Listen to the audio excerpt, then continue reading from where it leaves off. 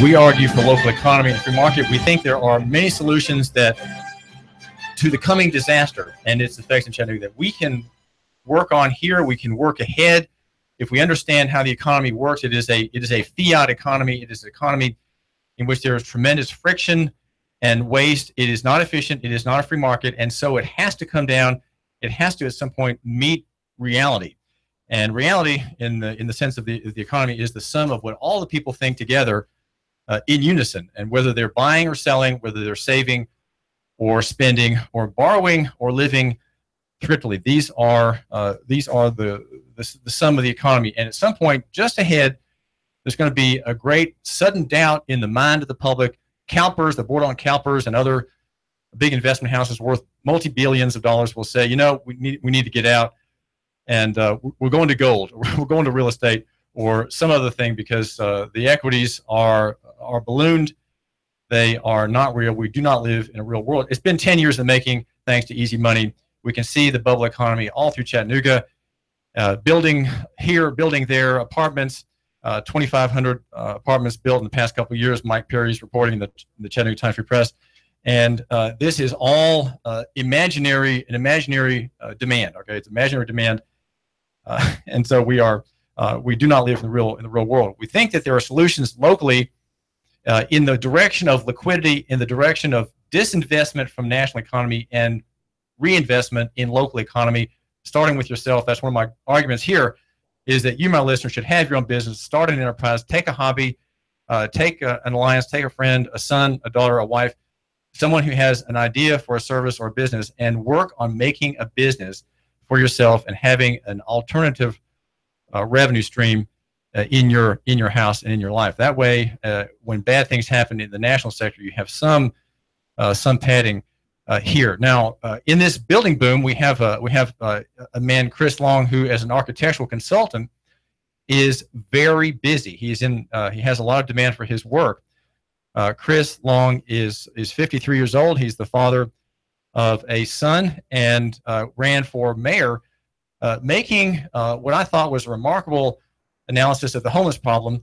And that's why I have him back to talk with you, my listener, about not about the homeless problems per se at the moment, but another area in local economy that has been in the press in the past few days, and that is the question of affordable housing. Chris Long, what is the stated goal of the affordable housing theme or theory espoused in city government and among the well-heeled here in our city? Well, the affordable housing has been an ongoing problem, but it's kind of done by design, if you will, and you have to just understand what I'm trying to explain here. We have over the years, the people that have a little bit of money that's prospered, had degrees, stuff, they kind of migrated out in the city to the suburbs. And, well, it kind of left downtown, which is had some blighted areas and different types of difficulty. We had a lot of manufacturing down there. So what's happened is it's turned to a full swing where it's coming back into the urban living and high density living. It's basically to eliminate the urban sprawl. And this is a concept that's kind of come up with the progressives. And it's done that way to eliminate the poor people, if you will, out of the inner city. And it's done by gentrification. And the process that we're using for gentrification right here is basically illegal because we're using federal funding. But all right, so the whole affordable housing idea has two parts. There's an effort to fight urban sprawl, which often is retail, right, in neighborhoods, and then removal of the poor by gentrification. All right, let me simplify it to you. The reason why this is able to achieve this is they have to create a housing shortage in order to achieve this. And they do that out of the outskirts of the city. It's in the city limits. But they rack up these rules and regulations where it's not affordable for developers to develop on with all these in the city. In the city. Okay. County don't have this restriction that we have. So a lot of people is running to the county. And then, but what happens is when you do that, you start messing up your numbers on your 30% rule on housing. What is that rule? The 30%, you know, your income, 30% is what you base on, you know, what you got coming in. So you have to factor in travel. See, nobody factors in that number in there. And that jumps you up to like 48%. So, you know, you're going into half your year. So if you're living far away from your job, then the travel is part of your housing budget, effectively. Right. And people going further and further out in order to offset that ratio because there's less expensive housing. And so we're talking about poorer people, let's say low-income people, who are the ones pushed further out, Chris Long? Yeah. And that's part of it. You know, you're taken out of downtown, and then they want the folks that's in the suburbs that had some money to move back downtown, and they're being subsidized to do that. And then what they do is they in turn Section 8 their houses out here in the suburbs. What does that mean?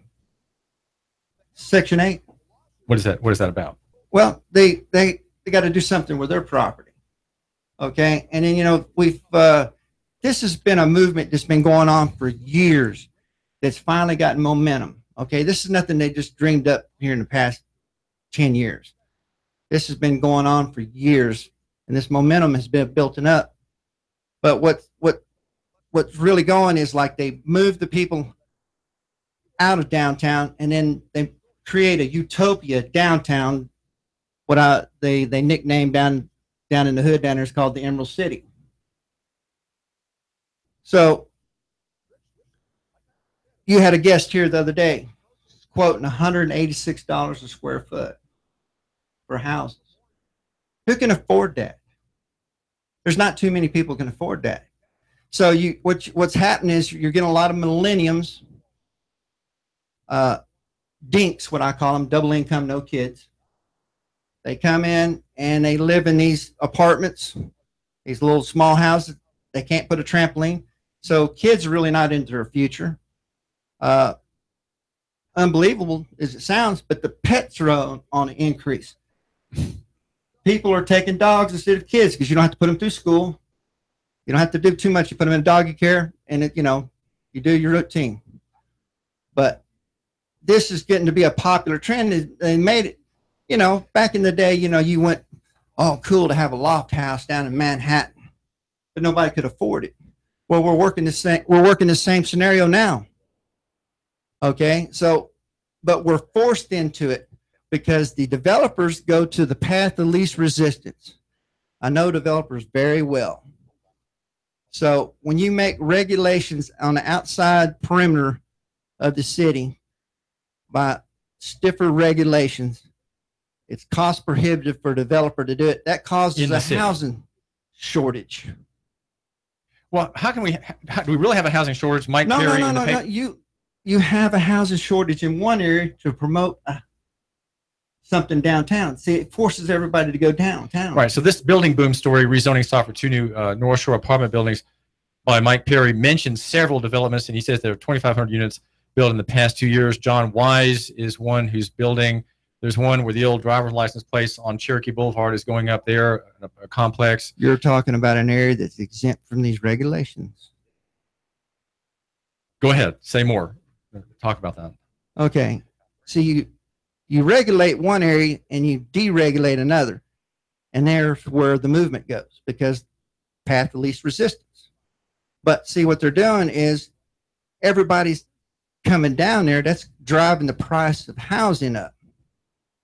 And North Shore housing is becoming pricier because of all the development apartment dwellers moving in. And you know what's amazing? I do a lot of consulting. I do a lot of engineering. And I'm going up into the North Shore area. And, North Shore has been around for years, okay? Say back in the 40s. And they mapped out all these subdivisions. Well, they had all these cull lots. Developers call them cull lots. It's lots that they didn't want to build on. It was too much hassle.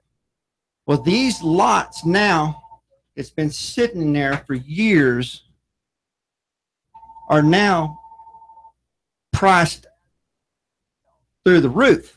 This is David Tulis, and Cole, you're on the air with David Tulis and Chris Long. I'm just trying to figure out if he's for or against regulation, because developers I talk to, the patsies, they have no problem with regulation. Well, we need regulation. It's not that bad. But I hope you believe the regulation is evil and let the free market reign. Or do you want Chattanooga regulated as the suburbs are? Do you want government's big, fat, smelly nose involved in it, or should they just get out of it and let the free market reign and not be involved in economics and determining who goes where? Because government does this all the time. So I hope you're for free enterprise.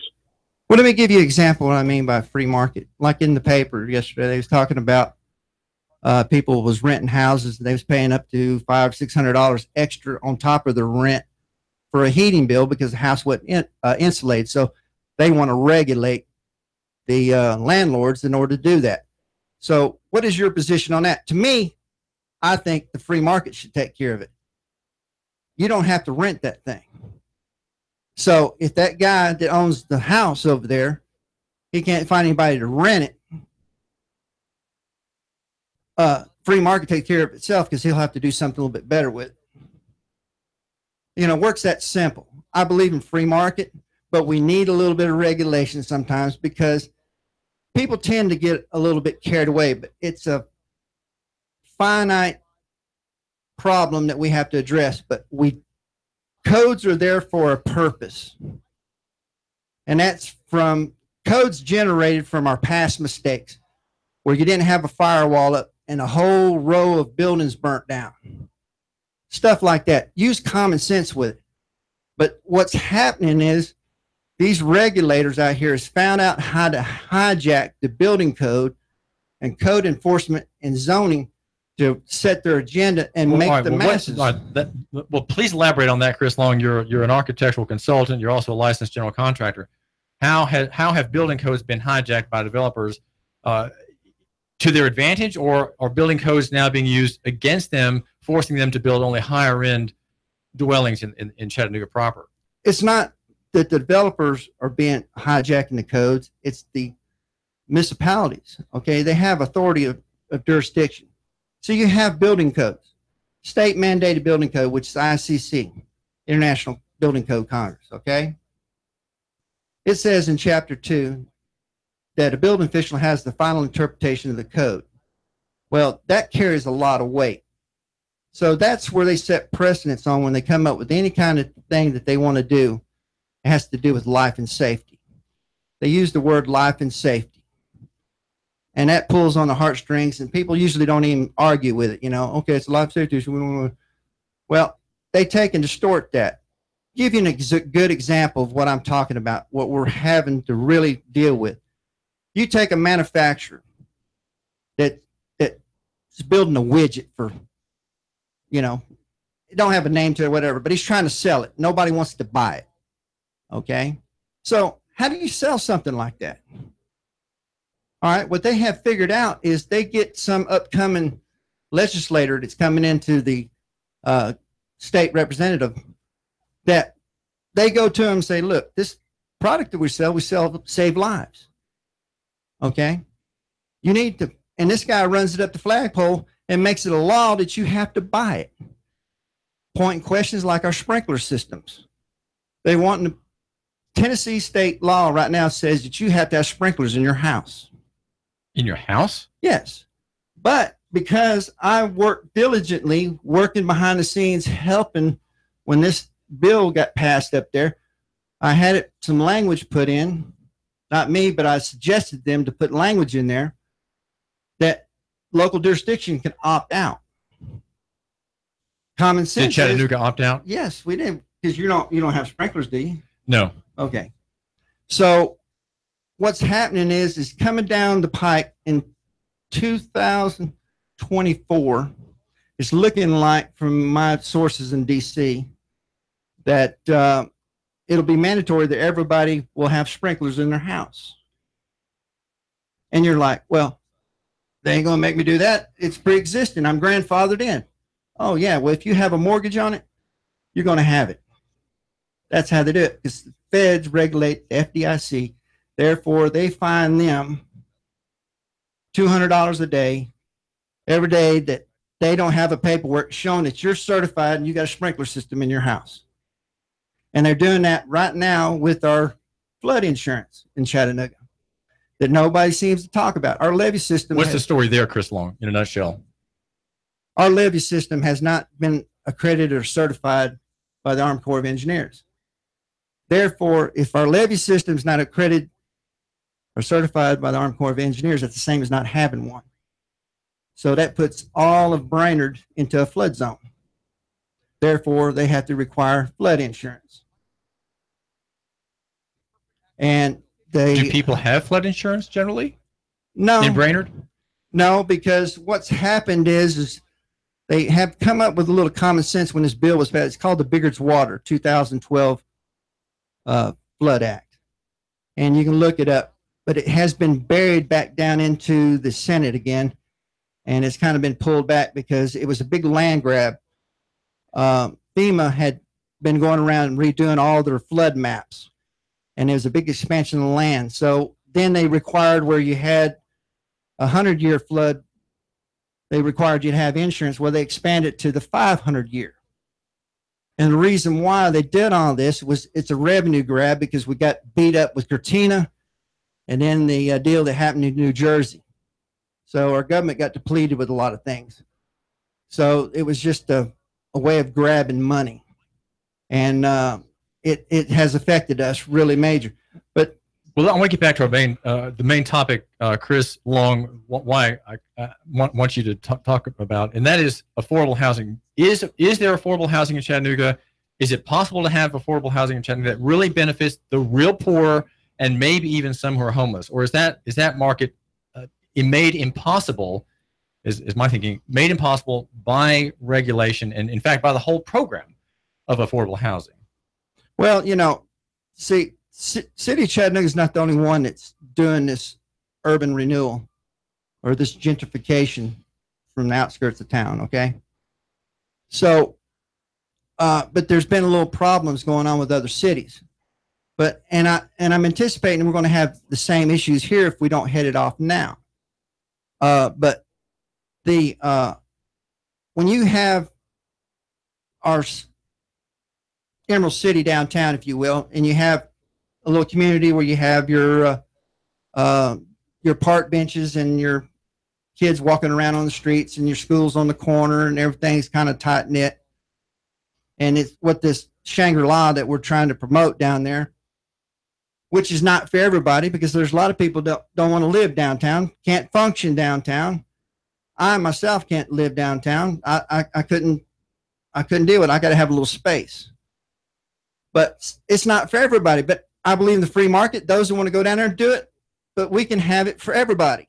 It don't have to be just cut off right here. But see, the outskirts of the city is sacrificing growth to promote downtown.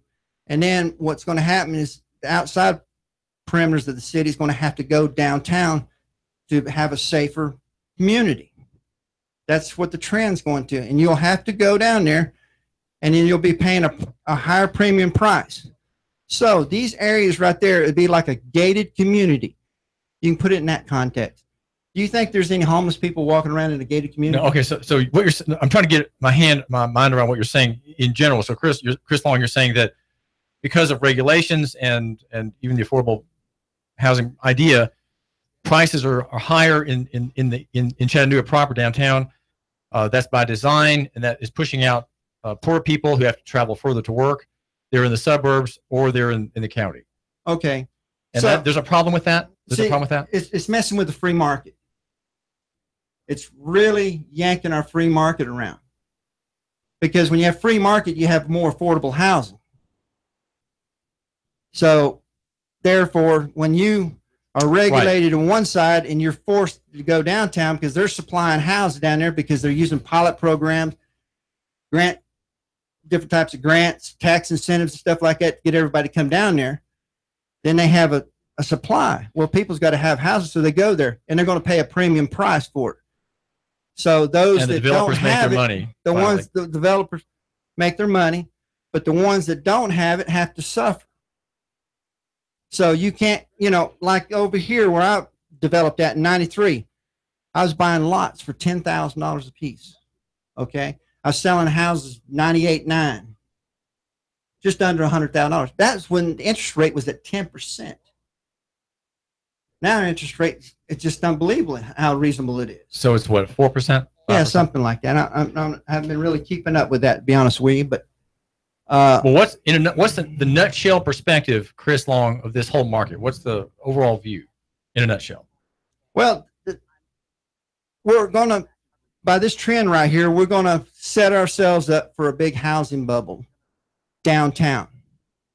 And what we're doing is, by these regulations and stuff, we're not looking at the long term of things, and we're not creating any jobs.